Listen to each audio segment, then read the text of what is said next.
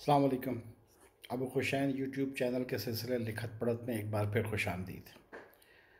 आज हम जिस अहम माशरती मसले पर गुफ्तगू करने की जसारत करेंगे वो पाक व हिंद में एक इंतहाई नाजुक शरई मसला बन चुका है। ये जुनूनी कैफियत में दी गई तलाक़ और उसके नतीजे में कुनबों की तबाही का मामला है, जिसका मुशाहिदा आप में से तकरीबन हर एक कारी या नाज़िर ने अपने घर पर नहीं, अपने अतराफ़ अज़ीज़ व अक़रबा दोस्त अहबाब के यहाँ किया ही होगा। इस मज़मून को हमने एक फ़र्ज़ी अफ़साने की सूरत में तहरीर किया था। मकसद ये था कि रिश्ता अज़दवाज में बंधे ख़वातीन व हज़रात को अव्वलन इस कबीह फ़ेल के नतीजे में वारिद होने वाले हादसात से मुतल्ला किया जा सके कि वो अपनी अज़दवाजी ज़िंदगी के साथ मज़कूरा मुहिम जोई से परहेज़ करें, और सानियन वो मुहिम जो मर्द व ज़न बिलखुसूस हनफ़ी मज़हब के पैरोकार जिनसे ये फ़ेल सरज़द हो गया, वो इसकी रेमेडी से मुतल्ला किए जा सकें। ये एक तहक़ीक़ी मज़मून है जिसे हम पूरी ज़िम्मेदारी के साथ पेश कर रहे हैं। हमने जब इस मज़मून की पढ़त की तो ये 1 घंटे से तजावुज़ कर गया। चुनांचे नाज़रीन के कीमती वक्त को मलहूज़ रखते हुए मैंने एडिटिंग के दौरान अफ़सानवी हिस्से को अपनी पढ़त से मिन्हा कर दिया और मुक़दमे और इसकी पैरवी को ही नाज़रीन के वास्ते छोड़ दिया, जो मेरे पॉइंट मेकिंग के वास्ते काफ़ी है।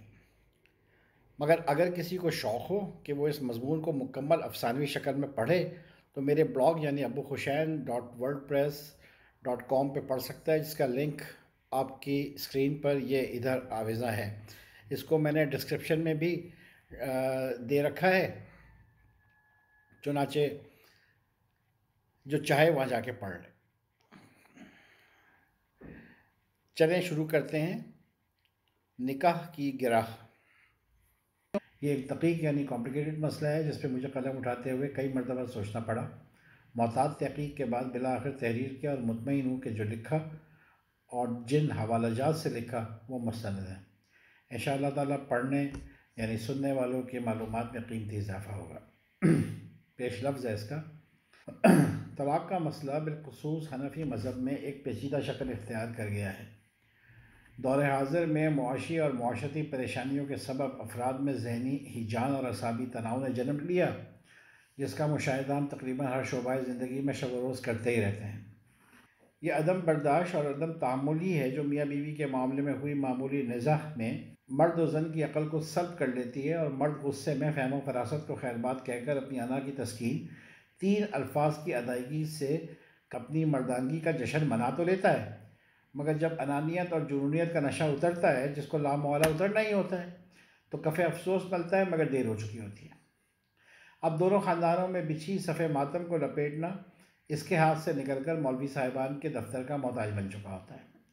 चुनाचे मौलवियों की तरफ रुजू किया जाता है, जहाँ से हरी झंडी दिखा दी जाती है। और हमने यहाँ तक देखा कि ना दोबारा मर्द ने शादी की और ना औरत ही किसी के साथ निकाह में मंसूब हुई। ये बात इसका सही सबूत है कि दोनों में जो मोहब्बत थी वो आज भी मौजूद है, मगर वो 3 अल्फाज इनकी ज़िंदगी में क़यामत तक के फ़िराक़ का बाइस बन गए। बच्चे अपने वालिदैन से महरूम हुए, वालिदैन जीते जी मर गए और एक खुश खुर्रम बाइस तहसीन कुनबा बर्बादी की दास्तान बन के रह गया। तलाक़ को जहाँ मियाँ बीवी ने मजाक बनाया, वहीं मज़हब के ठेकेदारों ने इसको इंतहाई नाजुक शरई मसला बनाकर एक पाक व तैयब रिश्ते को बंद गली में ला खड़ा किया। है कि हम अपने पढ़ने या देखने वालों को इस मसले में अल्लाह, रसूल और असहाब सालेह के फरमान और तरीक़त के मुताबिक रहनुमाई फराहम कर सकेंगे। अल्लाह हमारे कलम से हक़ रकम करवाए और बातिल को हमारे ज़हन नाक़िस से महफ़ कर दे कि वह हमारे कलम से ना लिखा जा सके। आमीन। अल्लाह तबारक ताला ने एक मर्द और एक औरत को बाहम जिनसी ताल्लुक़ कायम करने के लिए निकाह का पाबंद किया है, और ये तरीक़ा गुज़िश्ता 1400 साल से राइज है। बग़ैर निकाह इस ताल्लुक़ का क़याम किसी भी सूरत काबिल कबूल नहीं, बल्कि काबिल दस्तंदाज़ी कोतवाल है। इस जुर्म को कबायर जराइम में शामिल किया गया है, जिस पर इस्लाम ने कैपिटल पनिशमेंट रखी है। इस कुरान में अल्लाह बीवी को अपनी जनाब से एक निशानी के तौर पर पेश करता है, चुनांचे इरशाद बारी ताला है, और इसकी निशानियों में से ये भी है कि तुम्हारे लिए तुम ही में से बीवियां पैदा की ताकि तुम इनके पास चैन से रहो, और तुम्हारे दरमियान मोहब्बत और मेहरबानी पैदा कर दी। जो लोग गौर करते हैं इनके लिए इसमें निशानियां हैं। ये वो वाहिद रिश्ता है जिसके दरमियान इख्तलाफात डालने के जुर्म में एक कौम फना कर दी गई। पढ़िए। और उन्होंने इस चीज़ की पैरवी की जो शैतान सुलेमान की बादशाहत के वक्त पढ़ते थे। और सुलेमान ने कुफ्र नहीं किया था, लेकिन शैतानों ने ही कुफ्र किया। लोगों को जादू सिखाते थे। और उसकी भी जो शहर बाबल में हारूत और मारूत दो फरिश्तों पे उतारा गया था, और वो किसी को ना सिखाते थे जब तक ये ना कह देते कि हम तो सिर्फ आजमाइश के लिए हैं, तू काफिर न बन। बस उनसे वो बात सीखते थे जिससे खाविंद और बीवी में जुदाई डाल दें। हालांकि वो उससे किसी को अल्लाह के हुक्म के सिवा कुछ नुकसान नहीं पहुंचा सकते थे, और जो सीखते थे वो उनको नुकसान देती थी और ना नफ़ा। और वो ये भी जानते थे कि जिसने जादू को ख़रीदा उसके लिए आखिरत में कुछ हिस्सा नहीं, और वो चीज़ बहुत बुरी है जिसके बदले में उन्होंने अपने आप को बेचा। काश वो जानते हैं। आगे चलिए। एक रिवाज था ज़िहार, जिसके मुताबिक अगर किसी मर्द ने अपनी बीवी को गुस्से में आके माँ कह दिया, या इसके जिस्म के किसी हिस्से को माँ के जिस्म के किसी हिस्से से तशबीह दी, तो उसकी बीवी उस मर्द पर कतई हराम हो जाती, और मवाफ़क़त के तमाम दरवाजे बंद हो जाया करते, और मुआशरा दोनों में बिलजबर जुदाई डाल दिया करता था। मेरे इल्म और तहक़ीक़ की रूह से मौजूदा यक मजलिसी तलाक़ का रिवाज, जो कि तमाम तर फ़हम व फ़रासत से यकसर आ रही है, ही ज़िहार के ज़ुमरे में शुमार की जानी चाहिए। और इसका ट्रीटमेंट भी वही होगा जो ज़िहार के ज़मन में अल्लाह तबारक ताला ने सूरह मुजादला में बयान किया। ये आयात एक सहाबिया हज़रत ख्वाला की आहवा गुजारी पर नाजिल हुई, जिनके शौहर ने गुस्से में आके इनसे ज़िहार कर लिया था, जबकि दोनों बुढ़ापे की दहलीज पर थे। ये भी पढ़ें। बेशक अल्लाह ने इस औरत की बात सुन ली जो आपसे अपने खाविंद के बारे में झगड़ती थी और अल्लाह की जनाब में शिकायत करती थी, और अल्लाह तुम दोनों की गुफ्तगू सुन रहा था। बेशक अल्लाह सब कुछ जानने वाला, सुनने वाला और देखने वाला है। जो लोग तुम में से अपनी औरतों से ज़िहार करते हैं वो उनकी माएँ नहीं हो जाती। इनकी माएँ तो वही हैं जिन्होंने उन्हें जना है, और बेशक उन्होंने एक बेहुदा और झूठी बात मुँह से निकाली, और बेशक अल्लाह माफ़ करने वाला, बख्शने वाला है। और जो लोग अपनी बीवियों से ज़िहार करते हैं फिर इस कही हुई बात से फिरना चाहें, तो ये ग़ुलाम एक दूसरे को हाथ लगाने से पहले आज़ाद कर दें। ये इसके लिए इससे तुम्हें नसीहत हो, और अल्लाह जो कुछ तुम करते हो इसकी खबर रखता है। बस जो शख्स ना पाए ग़ुलाम 2 महीने के रोज़े लगातार रखे, इससे पहले कि एक दूसरे को छुएं। बस जो कोई ऐसा भी ना कर सके तो 60 मिस्कीनों को खाना खिलाए। ये इसलिए कि तुम अल्लाह और उसके रसूल पे ईमान लाओ, और ये अल्लाह की हदें हैं और मुनकिरों के लिए दर्दनाक अजाब है। जिस रिश्ते का क़याम कामिल होशमंदी, सोच विचार, मुआशरती ताउन, बाहम मुशावरत और ख़ानदानी शहादतों से हो, वो रिश्ता एक बंद कमरे में जुनूनी कैफियत, मनफी जज्बात और अक़ल सलबी की हालत में कैसे ख़त्म हो सकता है। बरबनाए बहस अगर मान भी लिया जाए कि अल्लाह का मंशा भी यही था, तो इसमें निकाह हो ना हो बराबर, क्योंकि जिनसी बेरहरवी यही तो है कि आज़ाद शहवत रानी हो, मर्द आज़ाद है, निकाह करे, महर हाथ पे रखे, कुछ दिन मज़े करे, और फिर जब दिल भर जाए बंद कमरे में तलाक दे और बाहर आकर मनादी करा दे कि मैंने फारिग कर दिया। अब सोसाइटी खुद ही लड़की को घर से निकाल देगी। मर्द आज़ाद है, दूसरा निकाह कर ले क्योंकि उसकी तो इद्दत है नहीं। चुनाचे फरमाया, अल्लाह ताला फरमा रहे हैं, औरतें तुमको हलाल हैं इस तरह से कि माल खर्च करके इनसे निकाह कर लो, बशर्त ये कि निकाह से मकसूद इफ़्फ़त कायम करना हो, ना कि शहवत रानी। तो जिन औरतों से तुम फ़ायदा हासिल करो उनका महर जो मुकर्रर किया हो अदा कर दो। सबसे अजीम स्कीम तख्लीक यानी क्रिएशन, जिस रिश्ते की मरहून मिन्नत हो, वो रिश्ता जिस इनफरादी सोच विचार और मुआशरती मुशावरत और शहादतों के साथ कायम होगा, ख़त्म करने के लिए भी वैसा ही, बल्कि इससे कुछ सिवा एहतमाम करना होगा। वक्ती ज़हनी हिजान, जुनून और सलबी अक़ल की हालत में इस मुक़द्दस रिश्ते के यकसर ख़ात्मे की कोई हैसियत नहीं। नीज़ ये कि इस इंतहाई मतलूब रिश्ते को ख़त्म करने के लिए इससे ज़्यादा होशमंदी की ज़रूरत होगी जो इसको कायम करने के लिए बरोए कार लाई गई थी। इसके वास्ते एक मुजरब तरीक़ा वज़ा किया गया, और माफ़ कीजिएगा इसमें अल्लाह ने बंदों की अक़ल को दस्तक दी, ना कि जज्बात, हिजान या जुनून को। ये पढ़ें, जो लोग अपनी बीवियों के पास जाने से कसम खा लेते हैं, इनके लिए 4 महीने की मोहलत है, फिर अगर वो रुजू कर लें तो अल्लाह बड़ा बख्शने वाला नहायत मेहरबान है। और अगर उन्होंने तलाक़ का पुख्ता इरादा कर लिया तो बेशक अल्लाह सुनने वाला और जानने वाला है। और तलाक़ दी हुई औरतें 3 हैज़ तक अपने आप को रोके रखें, और उनके लिए जायज़ नहीं कि वो छुपाएं जो अल्लाह ने इनके पेटों में पैदा किया है, अगर वो अल्लाह और क़यामत के दिन पे ईमान रखती हैं। और इनके खाविंद इस मुद्दत में इनको लौटा लेने के ज़्यादा हकदार हैं। इनके खाविंद इस मुद्दत में इनको लौटा ले जाने के ज़्यादा हकदार हैं, अगर वो इस्लाह का इरादा रखते हैं, और दस्तूर के मुताबिक इनका वैसा ही हक़ है जैसा इन पर है, और मर्दों को इन पर फजीलत दी है, और अल्लाह गालिब हिकमत वाला है। तलाक़ 2 मरतबा है, फिर भलाई के साथ रोक लेना है या नेकी के साथ छोड़ देना है। इसमें कुछ भी लेना जायज़ नहीं जो तुमने इन्हें दिया, मगर ये कि दोनों डरें कि अल्लाह की हदें कायम नहीं रख सकेंगे।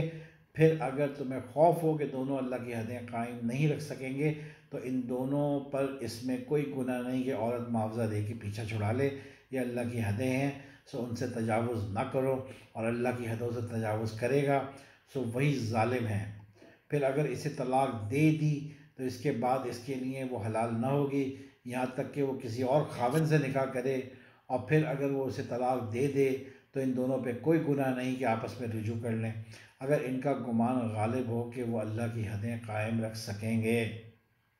और ये अल्लाह की हदें हैं, वो इन्हें खोल खोल कर बयान करता है इन लोगों के लिए जो इल्म रखते हैं। और जब औरतों को तलाक़ दे दो, फिर वो अपनी इद्दत को पहुँच जाएं, तो इन्हें हुस्न सलूक से रोक लो, या उन्हें दस्तूर के मुताबिक छोड़ दो।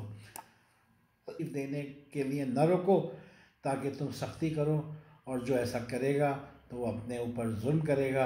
और अल्लाह की आयतों का तमस्खर ना उड़ाओ, और अल्लाह के एहसान को याद करो जो उसने तुम पे किया है, और जो उसने तुम पे किताब और हिकमत उतारी है कि तुम्हें उससे नसीहत हासिल करे।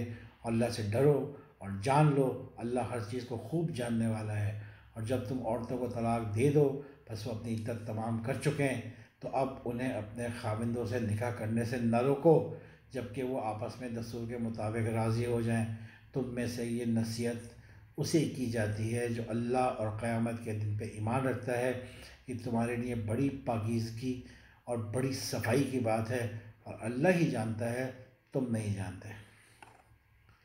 मज़कूरा बाला तवील आयत की रूह से उमर के अल्फाज और उनकी अदायगी के बाद शर्मिंदगी, पशेमानी, नदामत और शिद्दत से आयशा को घर लौटाने की ख्वाहिश में आपको कहाँ से ये शायबा हो रहा है कि वो आयशा को तलाक़ देने का पुख्ता इरादा कर चुका था।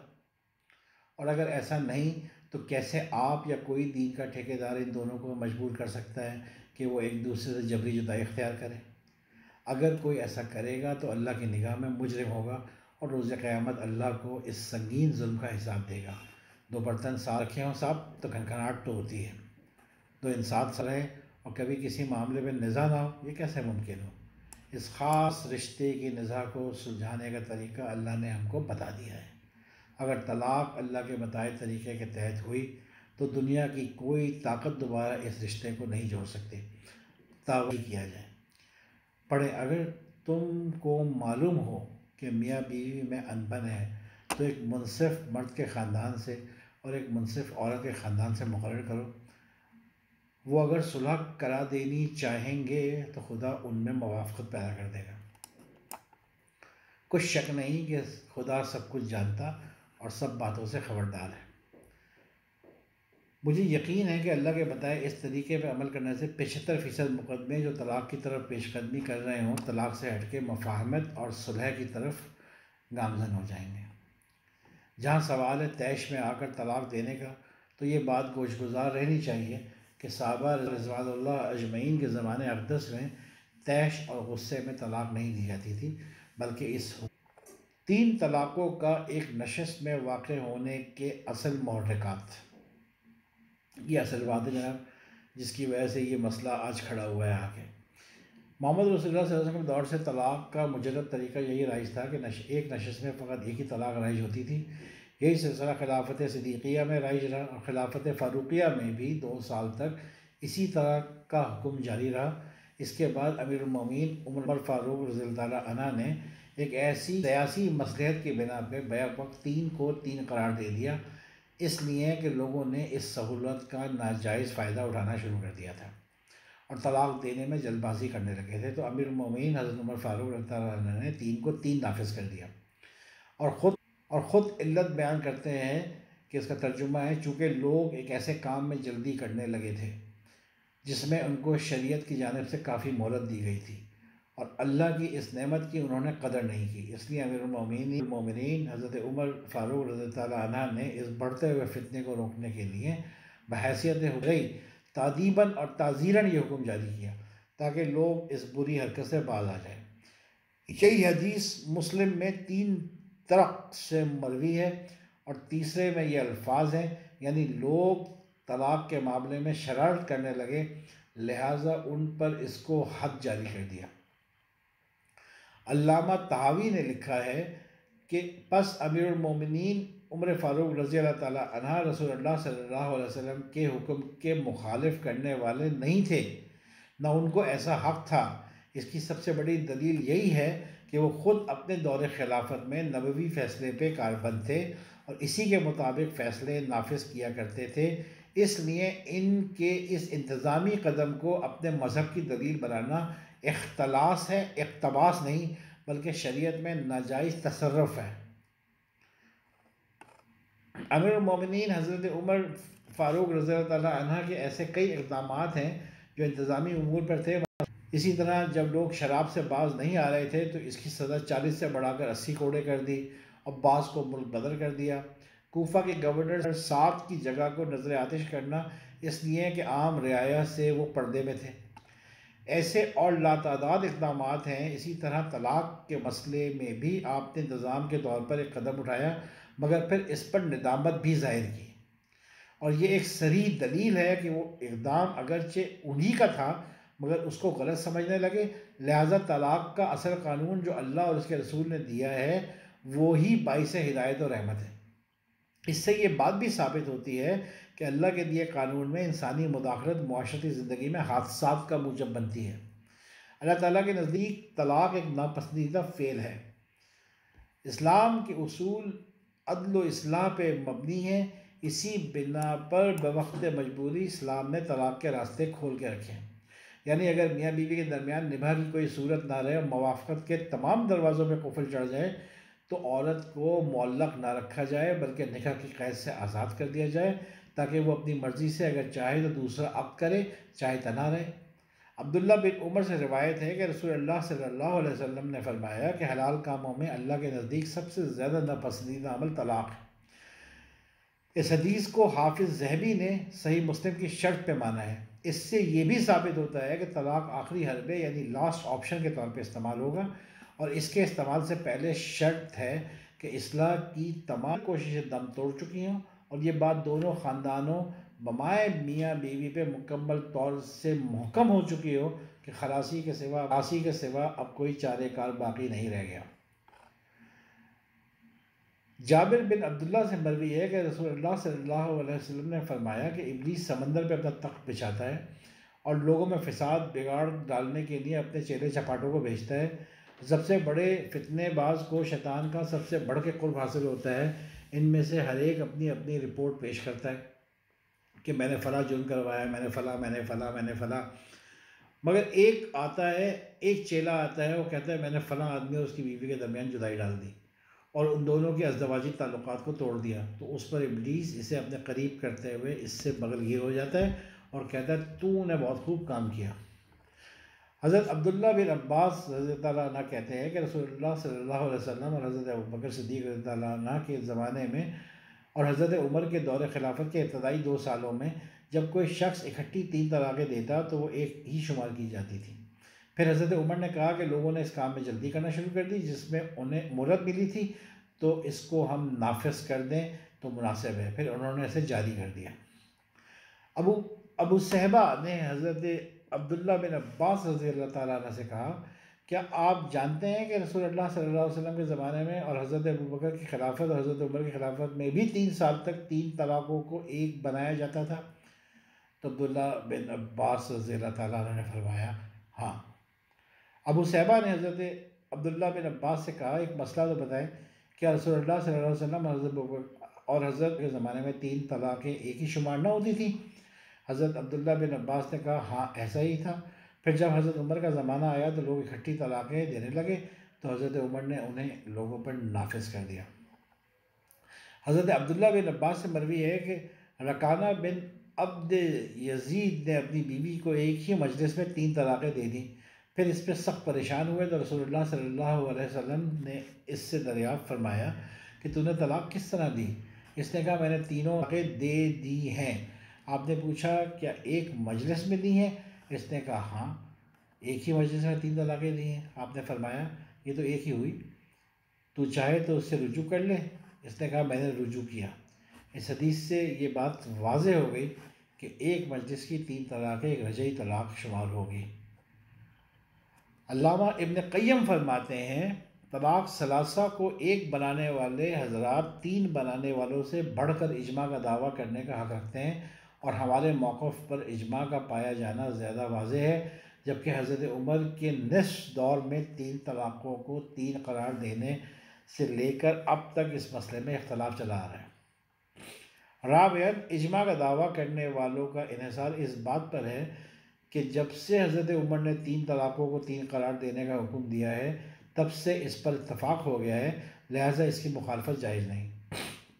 जबकि सूरत हाल ये है कि ख़ुद हज़रत उमर फ़ारूक हज़रत उमर ने फरमाया, जो निदामत मुझे 3 कामों पर हुई वो किसी और काम पे नहीं हुई। एक ये कि मैं 3 तलाक़ों को तलाक़ तहरीम न बनाता, दूसरा ये कि ग़ुलामों को निकाह का हुक्म सादर न करता, तीसरा ये कि नोहा करने वालियों को कत्ल करने का हुक्म न देता। इससे मालूम होता है कि हज़रत उमर ने जो 3 तलाक़ों के 3 होने का हुक्म दिया था वो शरई हुक्म ना था, बल्कि ताज़ीरी और वक्ती ऑर्डिनेंस था, जो यकबार 3 तलाक़ें देने वालों के लिए सज़ा के तौर पर नाफिज किया गया था। जब देखा कि इससे कोई फ़ायदा नहीं हुआ बल्कि लोग आरगी तलाक़ें देने का फिसाद और बढ़ा, तो आपने इस ज़ाती फ़ैसले से रुजू फरमा लिया और इस पे निदामत का इजहार भी किया। तो देखिए, जब हज़रत उमर ही अपने इस फ़ैसले पे निदामत का इजहार फरमा चुके हैं, तो अब इसे बुनियाद बना के इजमा का दावा कैसे किया जा सकता है? तमाम तर माजी के मवाद के मुताल्लिक़ कुरान की हिदायत, रसूलुल्लाह की तालीमात, सहाबा कराम रिज़वानुल्लाह अजमईन के तरीक़ों, खुलफ़ाए राशिदीन के राइज करदा फ़ैसलों और अइम्मा कराम के बयानात की रोशनी में ये बात मुबर्रन है कि तलाक़ की बिना यानी कि बेस नीयत यानी कि इंटेंशन पे रखी जाएगी, और नीयत बहोश व हवास कायम की जाएगी। एक दफ़ा नीयत कायम हो गई यानी कि इंटेंशन इस्टेब्लिश हो गई, तो फिर जो तलाक़ के ज़िम्न में जो भी शरई कार्रवाई होगी अमल में लाई जाएगी। यक मजलिसी तलाक़ का आइम्मा अरबा के यहाँ मौक़िफ़। फ़िक़्ह मालिकी का फ़तवा, अगर इसने कहा तुझे तलाक़ तलाक़ तलाक़ बग़ैर अतफ़ और तालीक़ के, तो इस सूरत में एक ही तलाक़ होगी, जबकि इसकी नीयत दूसरी देने की नहीं थी। फ़िक़्ह शाफ़िई का फ़तवा है कि अगर इसने तलाक़ का लफ्ज़ 3 बार दोहराया लेकिन आखिरी 2 मरतबा इसका मकसद पहली तलाक़ की ताकीद था, तो एक ही तलाक़ वाक़ होगी। फ़िक़्ह हनफ़ी के इस मामले में 2 मौक़िफ़ हैं। वो एक जगह 3 को 1 और एक मकाम पे 3 को 3 हनफ़ी मसलक की किताब बहश्ती ज़ेवर में मौलाना अशरफ अली थानवी मरहूम लिखते हैं, किसी ने 3 दफ़ा कहा तुझको तलाक़ तलाक़ तलाक़, तीनों तलाक़ें पड़ गईं, या गोल अल्फाज में 3 मरतबा कहा तब भी पड़ गईं। लेकिन अगर नीयत एक ही तलाक़ की है, फ़कत मजबूती के लिए 3 दफ़ा कहा है कि बात खूब पक्की हो जाए, तो एक ही तलाक़ हुई, लेकिन औरत को इसके दिल का हाल मालूम तो नहीं था, इसलिए यही समझा जाए कि तीनों तलाक़ें हो गई। मज़ाक हो रहा है ये, मज़ाक हो रहा है ये। मज़कूरा बाला हक़ाइक़ की रोशनी में आप ख़ुद फ़ैसला करें कि आपके साहबज़ादे ने क्या गुल खिलाया। ये भी मालूम करवाएँ कि साहबज़ादी क्या लेकर और किन हालात में वापस पाकिस्तान तशरीफ़ लाईं, और हज़रत आप इस उम्र में किस मुहिमजोई का कसद कर बैठे थे। रात के 3 और इसको कोई मौलवी नहीं अल्लाह लगाया करता है, इसको खोलना तो दरकिनार, इससे करीब भी ना फटकिएगा। और फिर अज़रा मज़ा मामला समेटते हुए बोला कि आपका मसला सुलझाने में कहीं मैं राधे दरगाह ना हो जाऊँ और मेरी गिरह ना ढीली हो जाए, लिहाजा आप मुझे इजाज़त दें और बाहम मशावरत से अपनी बहू को घर वापस लाएँ। बेटी को उसके घर रवाना करें, उमर के कान खींचें और अपनी बेगम को होश के नाखून लेने में मदद करें। अपने मज़कूरा और दीगर तमाम घरेलू मामलात और मसाइल की तशहीर से हर मुमकिन इज्तनाब बरतें और अपने घर को आबाद करें। ये बात दिमाग में पुख्ता करने साहब, अल्लाह आबाद करने वाला है और आबाद करने वालों को पसंद करता है, न कि बर्बाद करने वाला और बर्बाद करने वालों को ज़ालिम ठहराता है, जिसका ठिकाना जहन्नुम है। फ़ी अमान अल्लाह कह के मैंने रुखसत ली। मैं घर पहुंचा तो सुबह सबका घर आबाद रखे, सब्र, हौसला, मवाफ़क़त, मफ़ाहमत, फ़हम और फ़रासत को जुनून, शैतानियत, गैज़ व ग़ज़ब, अनानियत और रऊनियत पर गालिब रखे। आमीन सुम्मा आमीन। खुदा हाफ़िज़।